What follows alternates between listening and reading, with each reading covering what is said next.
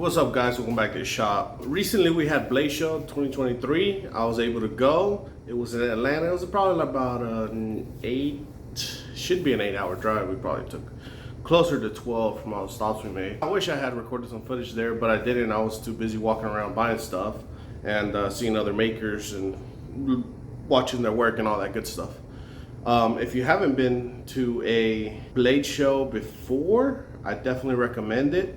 It's especially for beginner knife makers such as myself, it's awesome being able to see all the different types of knives and the work that other bladesmiths have been doing. It works well so you can see where your quality of knife is and where their quality of knife is. So you can see roughly where you stand in your quality and where you can get better. You can also take a knife with you and you can show it to people and stuff. Everybody loves seeing other people's work. Give you ideas on what you can do and what you can't do to be able to better your craft. And it's really an awesome time, and there's a lot of vendors selling knives and all kinds of stuff. I don't buy knives personally because I go buy materials because I like seeing materials firsthand whenever I can, so I can choose what I want to buy, especially when it's something new that I haven't done before.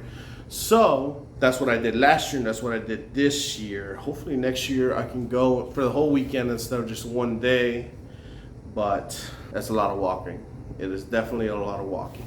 So I'm gonna be showing you guys some of the stuff that I bought. Well, stuff I bought and a very heavy book bag. And my stuff and my brother's stuff and my other brother's stuff. So it's pretty heavy. Next year we're taking 2 book bags or 3 because that thing got very heavy. But I'm gonna show you guys some of the stuff I got and enjoy. So this is pretty much what I bought at Bladeshow. I bought some steel powder with a 2% nickel because I needed some. I haven't done canisters for that reason, and I have a couple ideas I want to do. And I know those videos do well, and I want to do more. I got it from Iron Dungeon Forge. Go check them out online. This was the best price that I found there, and I got a good deal by buying the 2, so thank you very much for them, guys. And man, this stuff has gotten expensive with inflation and all that good stuff. This stuff has gotten expensive. So being able to snag some for a good price is awesome. So this is one of the few things that I got that I really needed to have in stock. And here I got some water buffalo horns. I bought these guys. These are black and these are white.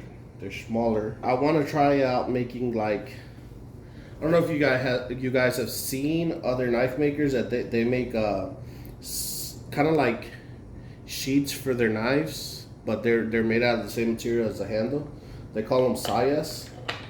And pretty much there's one maker in specific, Bellet Blades. I follow him on Instagram, and I'll leave this link to his website down below, as well as these guys. If they have their website on there, I'm going to leave it in the description down below so you guys can check them out. That guy does some really beautiful pins for his sayas out of horns, so I'm gonna give it a try myself, see if I can make something. And it's really cool, and it's been something I've been wanting to try for a while. And I saw these guys and I picked them up. They're a pretty good price. I think these guys were $5 a pop, and these guys were, I want to say, $12 a pop. But that's pretty nice. I also was able to get my hands on this very beautiful handle material. This handle material is, it says Raffer Stripe Blue. It's corn husk and blue resin, dyed in blue resin, and it's very cool looking. And I got it from MazerCraftSupply.com, so be sure to check them out. We got very cool stuff. And also from them, I was able to snag this piece of poplar burl. It's dyed green. This is gorgeous. I love this. I love the burl in it. I love the look of it, and I can't wait to I'm gonna make a chef's knife, and I'm gonna use this handle. Hopefully I can contact the right person I want to contact and offer them this knife. This is really something I want to do as a thank you. So stay tuned for this one. Hopefully I get to use this guy this year, but it's very beautiful. And I was also able to pick up this guy from a different vendor. I'm not sure who, since they don't label their stuff.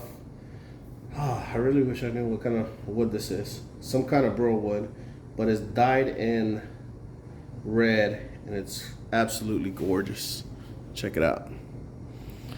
This thing is gorgeous. It's dyed in red. It's stabilized. It's very nice looking. I'm very happy with these purchases. This was $30.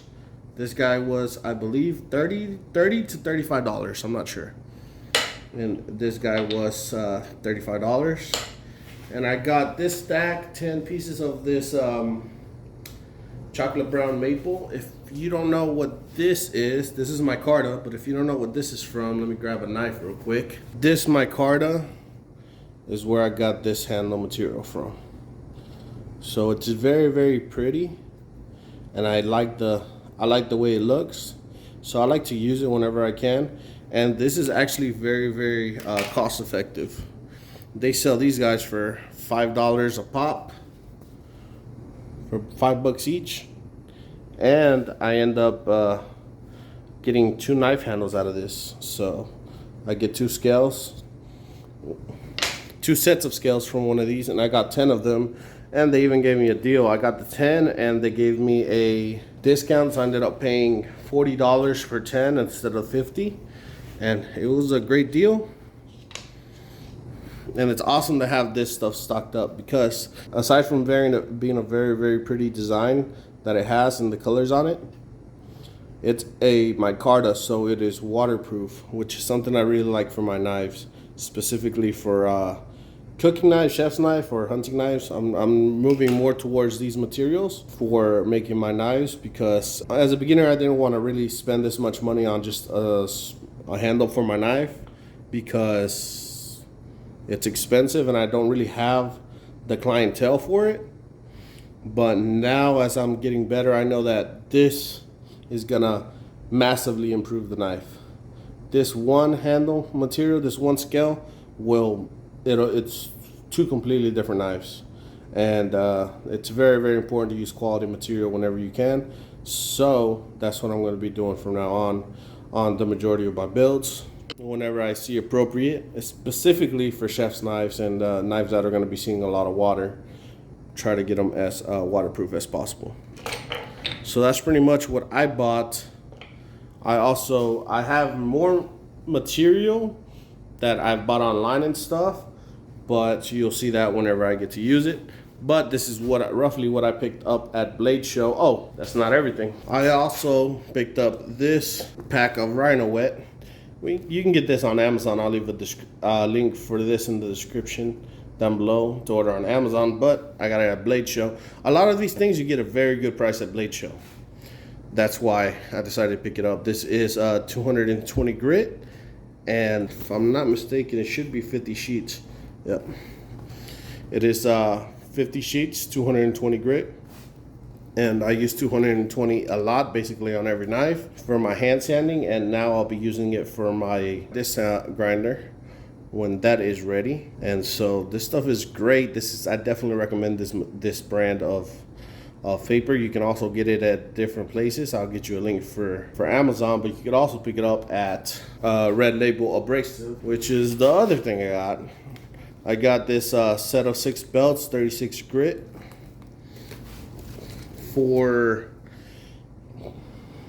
40% off. They were selling them 40% off at Bladeshow, which was awesome. So I got the 6-pack for almost half price off.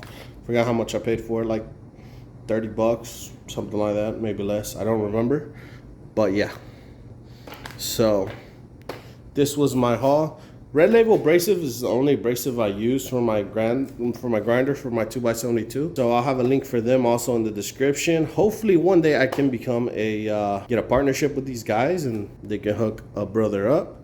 But until then, if you buy stuff from them, be sure to let them know I sent you. Tell them JP Bladesworks sent you. And hopefully soon I can be talking to them. If you subscribe, if you are not subscribed, if you're subscribed, thank you. Comment, let me know what you liked. If you've been to Bladeshow, if you went to Bladeshow, let me know in the comments down below. Let me know who you saw.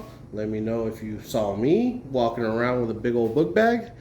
And this is pretty much what I got. And it was a lot of fun. I got to see a lot of friends out there, and it was just overall a blast. So as always, guys, thank you very much for watching. If you liked any of the stuff you saw and you want to pick it up online, there will be links to Everything I can find a link to in the description down below. And if you want to help support the channel, be sure to get some Rhino wet paper on Amazon. It's pretty much just the same price. You can check on Red Label abrasive as well, but I believe it's about the same price. So be sure to pick that up. It's definitely most, if not all, well, I'm not gonna say all, most knife makers really liked Rhino Wet. I liked it as soon as I switched over to it. I really liked it. So that's pretty much what I've been using. I have other sandpaper, but that sandpaper I've had and I'm trying to use it all up. And whenever I get new, unless I'm in a pinch and I have to get it locally, I get it locally. If not, I'll just order Rhino Wet. All right, guys, that's pretty much it. Let me know what you thought of my haul, and I will catch you guys on the next one. Peace.